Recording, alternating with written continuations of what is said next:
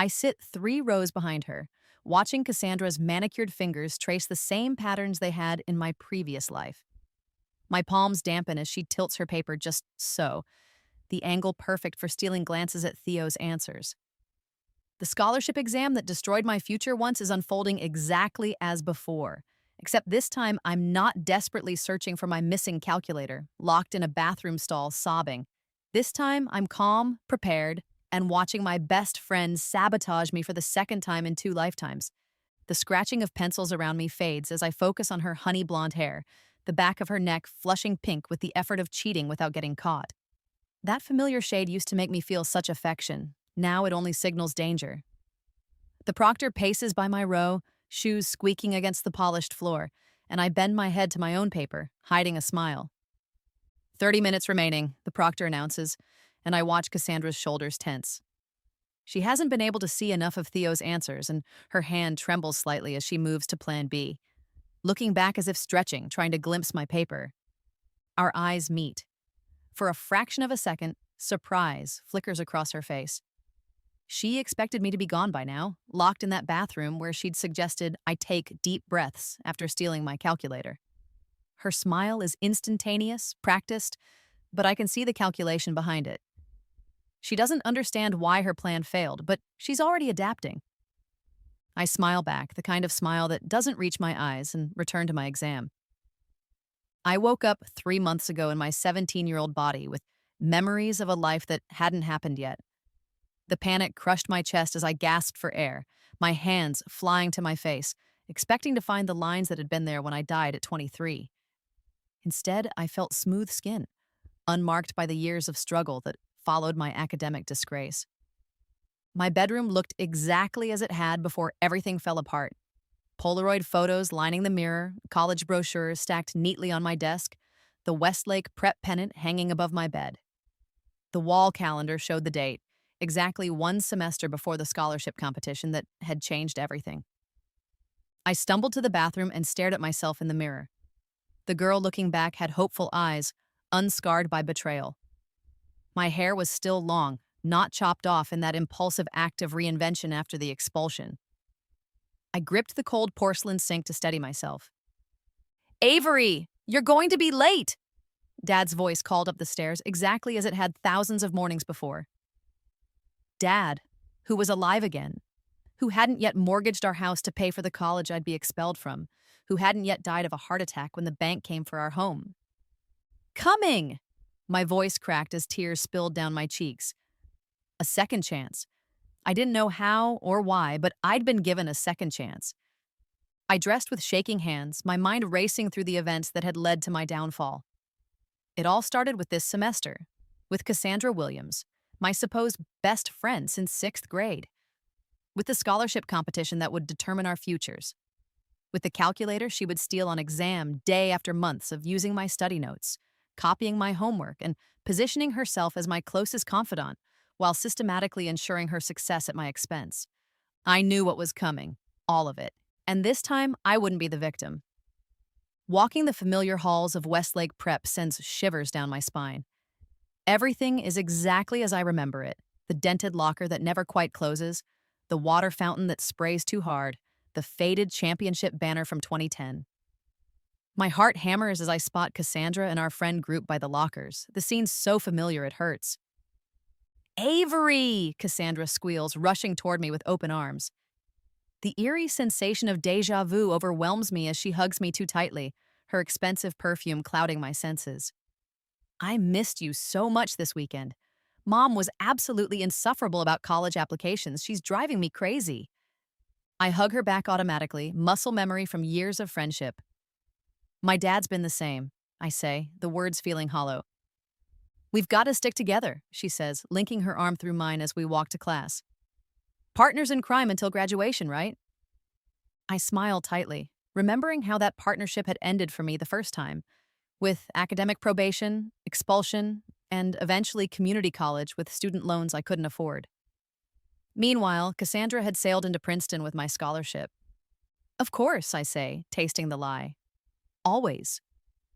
Madison and Jenna fall in step with us, completing our quartet. Over Cassandra's shoulder, I see Theo Harrison at his locker. laughing with his soccer teammates. My stomach flips, a conditioned response I'll need to unlearn. In my past life, I'd been desperately in love with him. We'd had study dates that I thought were actual dates. After my academic disgrace, he'd ghosted me and started dating Cassandra within a week. Midterms are going to destroy me, Madison groans, adjusting her backpack. Miss Calloway's history exam is supposedly brutal. We should form a study group, Cassandra suggests brightly, her eyes landing on me. Especially you, Avery. You always have the best notes. There it is, the first move in her long game. Last time, I'd been flattered by her attention, eager to help my best friend succeed alongside me. I'd shared everything, never noticing how little she contributed in return. Maybe, I say noncommittally, and her eyebrows lift slightly at this deviation from my usual enthusiastic agreement. I'm trying a new study method this semester, but we'll see. The warning bell rings, saving me from her follow-up questions. As we enter Miss Calloway's classroom, I feel a strange sense of power. For the first time, I know exactly what's coming, while everyone around me is flying blind. That night, lying in bed, I make myself 3 promises. I won't confront anyone directly about what I know. I won't reveal my rebirth advantage. I'll let each betrayal play out just enough to expose everyone's true colors before I methodically dismantle the trajectory that ruined me. The satisfaction of knowing what's coming while they remain oblivious sends a thrill through me I'd never felt in my previous trusting life. I fall asleep with a smile on my face, dreaming of justice. Can you believe this assignment?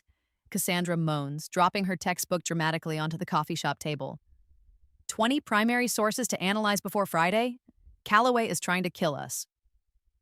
I sip my latte, watching her over the rim of my cup. I've already started, I say.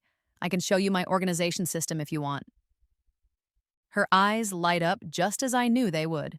You're seriously the best, Avery. I don't know what I'd do without you. What you'd do is fail, I think, but I smile and pull out my history notes. I've prepared them meticulously, complete, comprehensive, and entirely photographable. Last time, I didn't notice how often Cassandra disappeared to the bathroom with my notes during our study sessions, or how the bathroom breaks always coincided with my most detailed work. I'm going to grab another coffee, she says predictably after scanning my pages. Want anything? I'm good, I reply, returning to my reading. She grabs her phone and heads to the bathroom instead of the counter. I time her, 7 minutes, long enough to photograph every page I've brought. When she returns, she hasn't bought coffee at all, but gives me a bright smile as she sits back down. So where were we? She asks, her eyes darting to my notes. I slide them slightly out of her direct view. Actually, I wanted to ask your opinion on something. I flip to a page I've prepared specially for this moment. I'm confused about these Revolutionary War dates. Some sources say the Battle of Saratoga was decisive because of its timing in early 1777, but others place it later that year.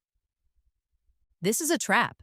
The battle was unquestionably in October 1777, a fact any basic source would confirm, but I've created a convincing fake page suggesting scholarly debate about whether it happened in February. Oh, definitely February, Cassandra says confidently after glancing at my fabricated notes. That's why it was so important. It came right after Washington's winter at Valley Forge. Another historical impossibility. Valley Forge was the following winter. I hide my satisfaction as she continues elaborating on this completely incorrect historical narrative. One she'll undoubtedly repeat in her essay. That makes sense, I say, knowing she'll have photographed this page along with the others. I just wanted to make sure. The coffee shop bustles around us, the smell of espresso and pastries filling the air as students from our school occupy nearly every table. Cassandra catches Theo's eye as he enters with his friends, and the smile she gives him sends a clear message. In my previous life, I missed these signals entirely. That night, I email Miss Calloway with what appears to be an innocent question about the Revolutionary War timeline, specifically highlighting the confusion some students might have about the Battle of Saratoga's date. I frame it as seeking clarity from my own essay, but make sure to mention I've heard February 1777 discussed among classmates. The trap is set. Now, to watch her walk into it. Before you begin your essays, I want to clarify something, Miss Calloway announces to our history class 2 days later. There seems to be some confusion about the timeline of the Revolutionary War. The Battle of Saratoga unequivocally took place in October 1777, not February, as some have apparently been discussing. And it certainly did not precede Washington's winter at Valley Forge, which occurred from December 1777 to June 1778. I don't need to turn around to know Cassandra's reaction. The sound of frantic erasing tells me everything. When I do glance back, her face has drained of color, pencil snapped in her grip. Our eyes meet briefly, and I offer a look of confused sympathy, as if I don't understand why she's panicking. When grades are posted the following week, Cassandra receives her first BI in history. I find her crying in the bathroom, eyeliner creating dark rivers down her cheeks. "I don't understand what happened," she sobs. "I studied so hard." "Maybe you got some sources mixed up," I suggest gently. "It happens to everyone." "My parents are going to kill me," she whispers, voice cracking. "This will destroy my GPA. Princeton doesn't accept B students." I pat her shoulder, remembering how she'd shown no such concern for my academic record when she ensured I missed the scholarship exam. "You can do the makeup assignment," I offer. "I can help you." Her eyes brighten through the tears. "Would you? Avery, you're literally saving my life." "That's what friends are for," I reply, the words tasting bittersweet on my tongue. Later, Cassandra corners me in the empty music room, mascara still smudged. "I need to tell you something," she says, looking uncharacteristically vulnerable. "I've been letting the pressure get to me. I'm so scared of disappointing everyone." In my first life, this confession would have deepened my loyalty to her. I would have worked twice as hard to help her succeed, never realizing I was digging my own grave. "We all feel that way," I say instead, maintaining enough distance to observe her performance. "Not you," she says with a hint of accusation beneath her admiration. "Everything comes so easily to you. Your brain just works differently." I recognize this tactic now, the subtle undermining disguised as a compliment, positioning my success as something unearned rather than the result of hard work. It's designed to make me feel guilty for my achievements and obligated to share them. "I work hard," I correct her softly. "Really hard, actually." Something flickers in her eyes, annoyance quickly masked. "Of course you do," she backtracks, "and that's not what I meant. I need your help, Avery. I can't fail." I nod slowly, pretending to be convinced by her desperation. "I'll help with the makeup assignment," I promise, already planning how this assistance will serve my larger strategy. That's what best friends do, right? Her relief is palpable, shoulders relaxing as she pulls me into a hug. "You're the best, seriously." Over her shoulder, I catch our reflection in the polished surface of the grand piano. Two girls locked in an embrace, one believing she's manipulating the other, neither aware that the game has fundamentally changed. "Where's Avery?" I hear Madison ask as I approach the library study room, deliberately arriving 5 minutes late to the study group Cassandra organized. "I texted her the room changed to 303, Cassandra's voice replies. "She should be here soon." I check my phone. No messages about a room change. This is exactly as I expected. Cassandra has been accidentally excluding me from key study sessions for weeks, always with a plausible excuse. Texts that supposedly didn't deliver, last-minute changes I wasn't informed of, meetings scheduled when she knows I have orchestra practice. In my previous life, these incidents left me feeling confused and increasingly isolated from our friend group. I'd blamed technology, bad luck, or my own poor attention to details. Now I recognize them as deliberate strategic moves to access my knowledge while preventing me from showcasing it directly to our peers and teachers. I push open the door, surprising them all. "Hey, sorry I'm late. Never got a text about the room change, but I figured you'd be in our usual spot." The momentary flash of frustration on Cassandra's face is quickly replaced with a bright smile. "That's so weird. I definitely sent it. Mercury must be in retrograde or something." Theo looks up from his textbook, offering me a smile that once made my heart race. Today I notice how it doesn't quite reach his eyes, how calculating his gaze is as it moves between Cassandra and me. "We're working on calculus," Jenna informs me, making space at the table. "Theo's been explaining derivatives." I take the seat, noticing how Cassandra subtly angles her chair to block my view of what she's writing. The familiar scent of her coconut shampoo wafts toward me, triggering memories of countless study sessions where I thought we were supporting each other's success. The wool sweater she's wearing belongs to Theo, a detail I missed in my first life but now recognize as territorial marking. Actually, I say, pulling out my notebook, I'm having trouble with the chain rule. Could someone explain it again? This is bait, a pretense of vulnerability on a topic I actually mastered years ago. In my previous life, I never showed academic weakness, always positioning myself as the helper rather than the helped. I can explain it after we finish this problem set, Cassandra offers quickly, a note of satisfaction in her voice at my apparent struggle. I can go over it now, Theo counters, moving his chair closer to mine. It's actually pretty simple once you get the hang of it. The subtle power shift is immediate. Cassandra's eyes narrow as Theo leans toward me, his attention diverted from her for the first time in weeks. I pretend not to notice, focusing instead on acting like his explanation is revelatory. That makes so much sense, I say when he finishes, touching his arm briefly in thanks. You explain it much better than Mr. Phillips. The compliment lands exactly as intended. Theo straightens, pleased with himself, while Cassandra's pencil presses so hard against her paper, I'm surprised it doesn't tear. We should study together more often, Theo suggests, holding my gaze a moment longer than necessary. One-on-one might be easier without distractions. In my first life, this invitation would have sent me into ecstatic daydreams. Now I recognize it for what it is. Theo hedging his bets, ensuring access to both Cassandra's social capital and my academic abilities. Maybe, I say non-committally, gathering my books as the library's closing announcement sounds. I've actually been studying with Eliza Morgan lately. She's got an amazing grasp of calculus. The mention of Eliza, a quiet, brilliant student Cassandra has always dismissed, causes a ripple of surprise around the table. In my previous life, I'd allowed Cassandra's social hierarchy to dictate my friendships. This time, I'm rewriting those rules. Eliza Morgan? Madison repeats, wrinkling her nose slightly. Isn't she kind of intense? She's focused, I correct gently, and genuinely collaborative. We've been getting a lot done. The implication hangs in the air, unlike this group, which has become increasingly competitive and secretive under Cassandra's influence. As we pack up, I feel Cassandra's eyes on me, reassessing the situation and her approach. I've just changed the game and we both know it. The weeks pass in a careful dance of appearing vulnerable while strategically protecting myself.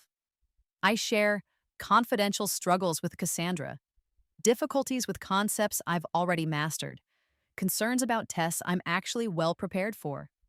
Each confession is calculated to feed her confidence while misdirecting her sabotage efforts. Meanwhile, my friendship with Eliza blossoms genuinely. We study in the courtyard during lunch, the spring breeze rustling through the newly budding trees. Unlike my performative sessions with Cassandra, these meetings are productive and honest. Other students begin to join us occasionally, drawn by the collaborative atmosphere. You're different this semester, Eliza observes one afternoon as we pack up our books. Her dark eyes are perceptive behind her glasses. More, I don't know, present. I smile, touched by her insight. I guess I'm finally figuring out what matters. And Cassandra doesn't mind sharing you? She asks carefully. The question catches me off guard. In my first life, everyone, including me, accepted without question that my primary loyalty belonged to Cassandra. The idea that I might choose different companions was unthinkable. I don't actually belong to anyone, I reply, surprised by the emotion in my voice. That's something I'm figuring out too. Eliza nods, a small smile playing at her lips. Good for you. That weekend is Madison's birthday party, a milestone event in my previous life where Theo and Cassandra had first danced together, the beginning of their not-so-secret relationship. I arrived deliberately with Eliza and her friends, timing our entrance for maximum impact. The look on Cassandra's face when she spots us is worth the weeks of careful maneuvering. She's wearing the red dress she knows flatters her figure, positioned strategically near Theo by the speakers. The bass vibrates through the floorboards as her eyes widen, taking in my transformed social position. I didn't know you and Eliza were so close, she says when she manages to corner me by the drinks table, her voice straining to sound casual over the music. We have a lot in common, I reply, pouring punch into a plastic cup. The sweet, artificial smell reminds me of all the high school parties that once seemed so important. You should have told me you were bringing her, Cassandra presses. I would have made sure she felt welcome. The patronizing tone makes my skin crawl. She doesn't need special accommodation, I say coolly. She's perfectly capable of navigating social situations. Cassandra's perfectly glossed lips tighten. This version of me, quietly confident, unwilling to defer to her judgment, is unfamiliar territory. Before she can respond, Theo appears at her side, his hand resting possessively on her lower back. Avery, he says, eyes lingering on me longer than appropriate given his girlfriend's presence. Haven't seen you around much lately. Been busy, I reply with a shrug.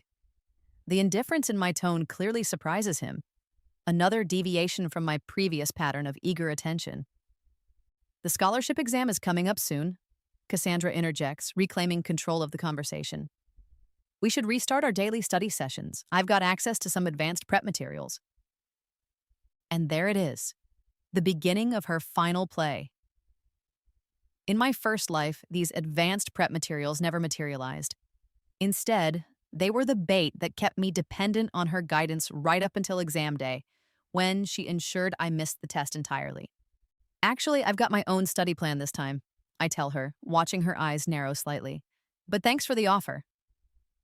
As I walk away to rejoin Eliza, I feel the weight of their stares.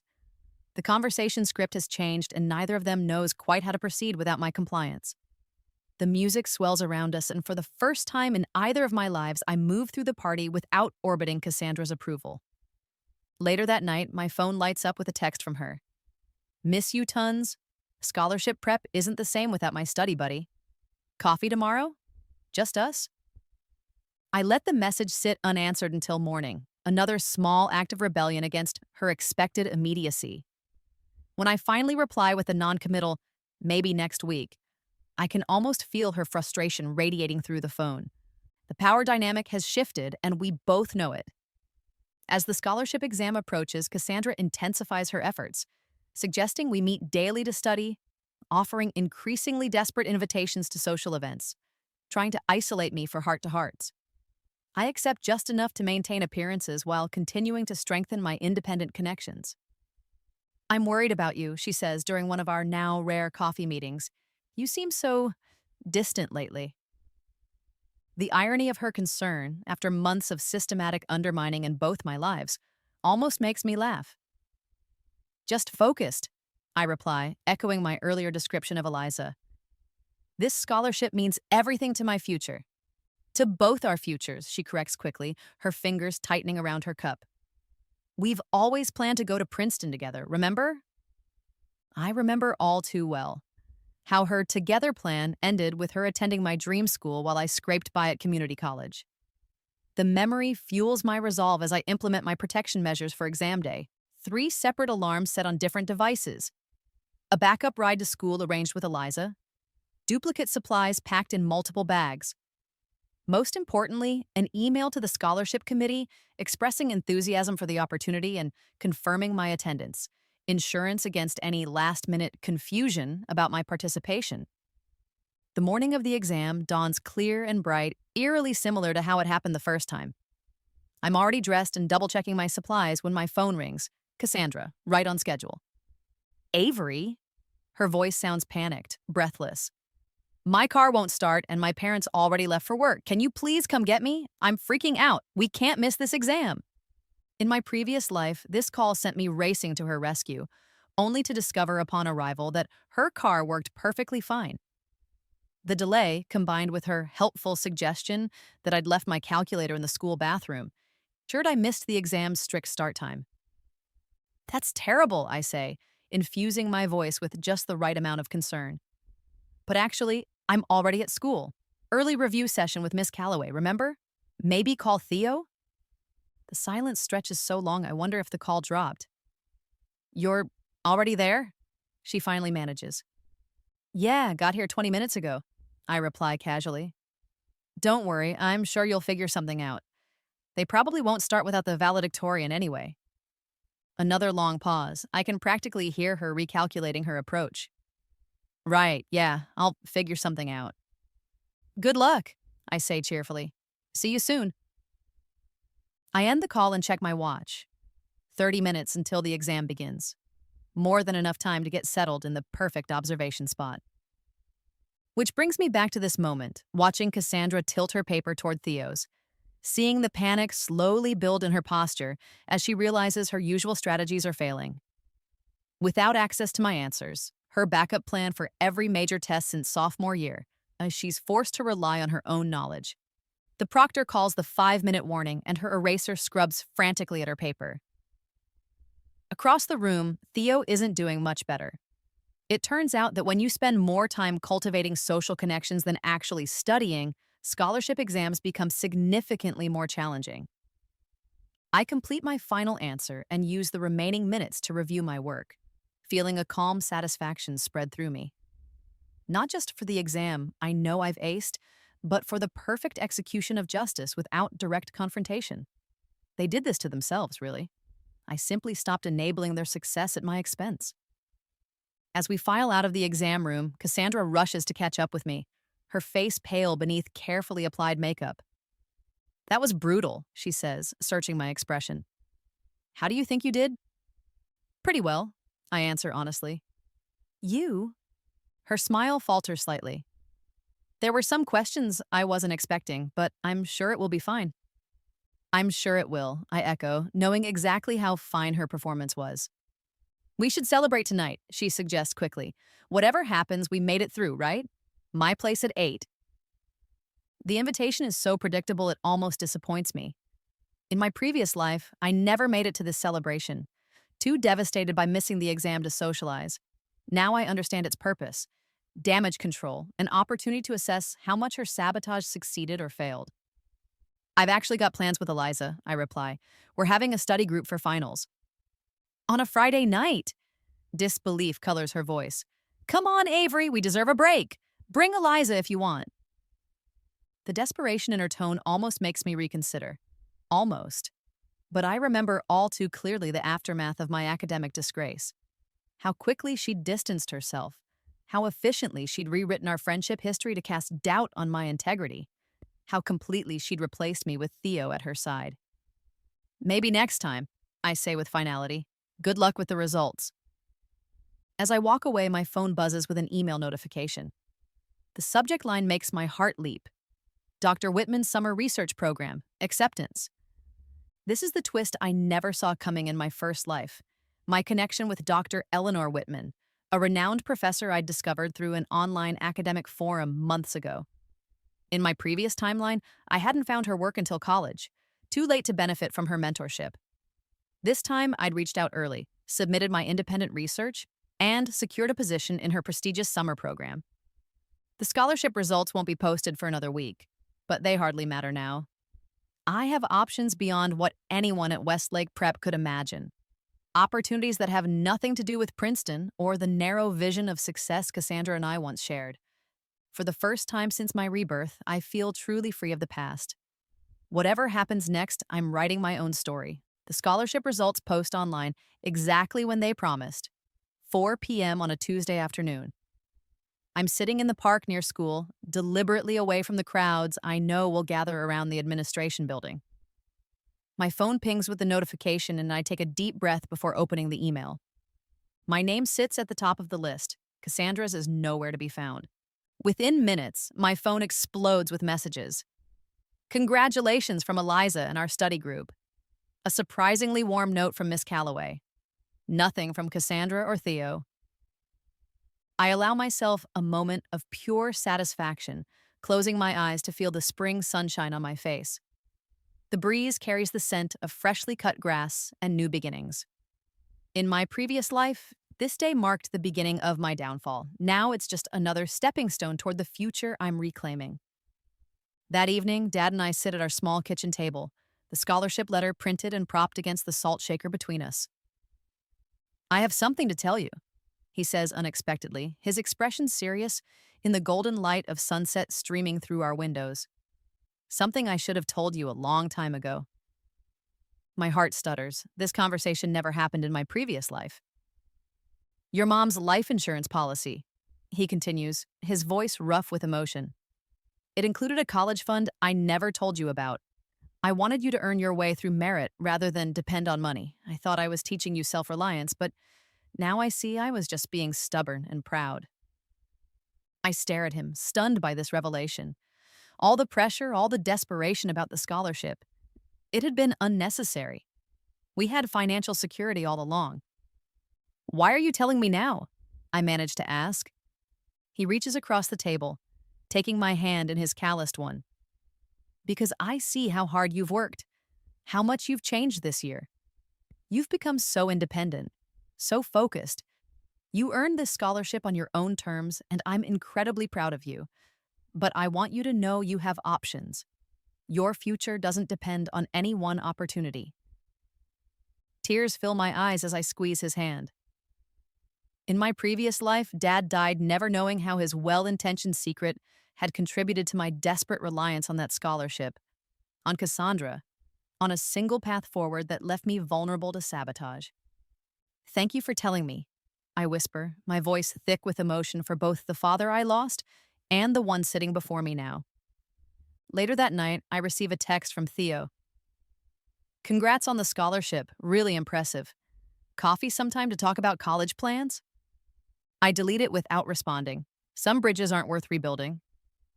The final weeks of senior year pass in a blur of exams, ceremonial events, and increasingly desperate attempts by Cassandra to reconnect. Each invitation, each manufactured crisis that requires my help, each tearful apology for growing apart is met with polite disinterest on my part. 3 days before graduation, a national science journal publishes my research article. The project Dr. Whitman had helped me refine over months of correspondence. The announcement rocks our small school. Teachers stop me in hallways to offer congratulations. Colleges that wouldn't have glanced at our district suddenly express interest in my application. Cassandra corners me in the empty music room after final bell, mascara streaming down her face in a scene I've anticipated for weeks. Why won't you talk to me? She demands, voice cracking. What did I do wrong? The dust particles floating in the sunbeams between us seem to carry the weight of every lie, every manipulation, every moment of sabotage she's orchestrated across 2 lifetimes. The piano behind her stands silent witness to this confrontation, its polished surface reflecting our distorted images. I don't think we want the same things anymore, I say simply. People grow apart. That's bullshit, she snaps, anger breaking through her practiced vulnerability. This is about the scholarship, isn't it? You're punishing me because I didn't get it. I almost laugh at the irony, how, even now, she can't conceive of my decisions being independent of her success or failure. Not everything is about you, Cassandra. Then what is it about? She steps closer, desperation evident in her trembling hands. We've been best friends for years. You can't just throw that away. In my previous life, I never got this closure. Our friendship ended with my disgrace and her smooth transition to a Princeton-bound future with Theo at her side. I never had the chance to confront her betrayal or assert my worth beyond her assessment. I didn't throw anything away, I say calmly. I just started valuing my time differently. I was always jealous of you, she confesses suddenly, tears flowing freely now. Everything comes so easily to you. You don't know what it's like to feel second best all the time. The admission should satisfy me, but it only reinforces how little she understands. My success never came easily. It was built on countless hours of focused work, genuine curiosity, and ethical choices. Her perception of ease was merely her failure to see my effort because she was too busy looking for shortcuts. I'm sorry you felt that way, I reply, genuinely meaning it. But that's not actually my problem to solve. Her eyes widen at my response, so different from the endless reassurance and support I would have offered in my previous life. So that's it? After everything we've been through? I adjust my backpack, ready to leave this conversation and the toxic dynamic it represents. I wish you well, Cassandra. I really do. But yes, that's it. As I walk away, I feel lighter than I have in either of my lives, unburdened by false friendship, unbound by others' expectations, unapologetic about claiming my own path forward. Graduation day arrives with all its pomp and ceremony. We gather under the oak tree where our friend group always met, posing for photos in our caps and gowns. Cassandra stands beside me for one obligatory picture, her smile not quite reaching her eyes. Theo hovers at the periphery, unsure of his place now that the social hierarchy has shifted. Princeton won't be the same without you, Cassandra says quietly as our parents snap photos. It's her final attempt to reestablish our connection, to frame our separate paths as some mutual choice rather than the consequence of her actions. I was never going to Princeton, I reply with a gentle finality, even if everything had gone differently. The confusion on her face is genuine. In both my lives, my dream school had matched hers precisely, our college plans intertwined like everything else. She doesn't understand that Rebirth has given me perspective far beyond the narrow aspirations we once shared. But we always said, plans change, I interrupt, stepping away as Eliza waves me over to her family. Good luck, Cassandra. I mean that. Later, as we toss our caps into the cloudless June sky, I feel a profound sense of closure. The mortarboard tumbles back into my waiting hands, a small victory, a perfect ending. My father finds me in the crowd, pulling me into a fierce hug that smells of his aftershave and happy tears. Your mom would be so proud, he whispers, and for once the mention of her doesn't bring pain, only warmth. I know, I reply, and in this moment I truly do. As the crowd disperses toward waiting celebration dinners and parties, Theo approaches me one last time, hands shoved in his pockets in that deliberately casual way I once found charming. Congratulations, he says, eyes darting between my face and the ground. Dr. Whitman's program is incredible. You deserve it. Thank you, I reply simply, not offering more. He shifts uncomfortably in the silence that follows. Look, I know things got weird between us. I should have been more straightforward about, well, everything. In my previous life, I would have given anything for this acknowledgement. Now it feels like a footnote to a story I've already finished reading. Water under the bridge, I say, checking my watch. I should go, my dad's waiting. Right, sure. He hesitates, then blurts out, do you think we could stay in touch? Maybe start fresh in college? The question hangs between us, heavier than it has any right to be. I study his face, handsome, hopeful, and entirely incapable of understanding why his offer means nothing to me now. I don't think that would be authentic, I respond, using the same phrase I've prepared for Cassandra and anyone else who failed me before. But I wish you well. As I walk away, the weight of another life's regrets and what-ifs falls from my shoulders. Their voices fade behind me like echoes from a timeline that no longer defines me. The Coastal Research Center, where Dr. Whitman's summer program is housed, sits on a cliff overlooking the Pacific. My dorm room window frames the endless blue horizon, a view so different from the landlocked suburb where I grew up that it feels like a physical manifestation of my transformation. The first week passes in a blur of introductions, orientation sessions, and unpacking equipment for our initial projects. The salty air fills my lungs as I help calibrate instruments, a tangible reminder that I'm breathing in a future my previous self never imagined. You're unusually focused for a first year, Dr. Whitman observes, as we review protocols in the main lab. Her silver-streaked hair is pulled back in a practical bun, her eyes sharp behind rimless glasses. Most students spend at least a week in awe of the ocean. I smile, unable to explain that nothing could distract me from this second chance. I've been looking forward to this for a long time. Well, your preparation shows. She signs off on my documentation with a decisive flourish. The quantum physics team could use your precision. Would you be interested? In my previous life, I never would have considered quantum physics. Too challenging, too competitive, too far outside my comfortable specialization. But Rebirth has taught me that comfort rarely leads to growth. Absolutely, I answer without hesitation. The days lengthen into productive rhythms of research, analysis, and collaboration. I find myself surrounded by genuine peers for the first time. Brilliant minds who value cooperation over competition, who share discoveries with excitement rather than strategic calculation. Late nights in the computer lab become impromptu discussion forums, theories evolving under starlight visible through the skylights. We develop inside jokes, celebrate small victories with midnight coffee, build the foundations of friendships based on mutual respect rather than convenience or social positioning. I send a single postcard to my father, a photograph of the sunset view from my window, the ocean painted in impossible shades of gold and crimson. My message doesn't mention the past, only my happiness in the present and plans for the future. It feels like closing a chapter gently rather than slamming it shut. One evening, after a particularly successful experiment, I walk alone to the beach below the research center. The tide is coming in, waves lapping at my bare ankles as I stand at the water's edge. The setting sun transforms the horizon into a canvas of brilliant colors, reminding me that endings are also beginnings. In this moment, feeling the cool water against my skin and the warm breeze in my hair, I finally allow myself to grieve for the life I lost and celebrate the one I've reclaimed. The salt spray mingles with tears of release rather than regret, washing away the last traces of bitterness I've carried. I don't know why I was given this second chance. Perhaps it was random cosmic fortune, perhaps something more intentional. What matters is how I've used it, not to seek revenge, but to seek justice.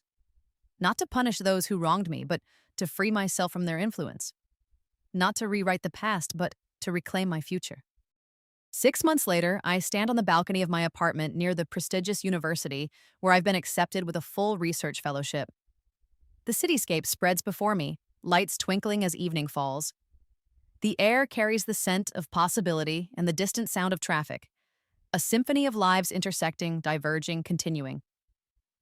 On my desk sits a single-framed photograph, not of my past friends or family, but of that ocean sunset from the research center. It reminds me that sometimes you must lose everything to find yourself.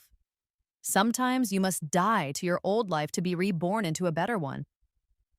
I unpack my books, arranging them on shelves with careful precision. Tomorrow, classes begin. Tomorrow, I take another step into this new life, one that belongs entirely to me, unburdened by others' expectations or manipulations. One that I've fought for, one that I deserve. This time, no one will write my story but me.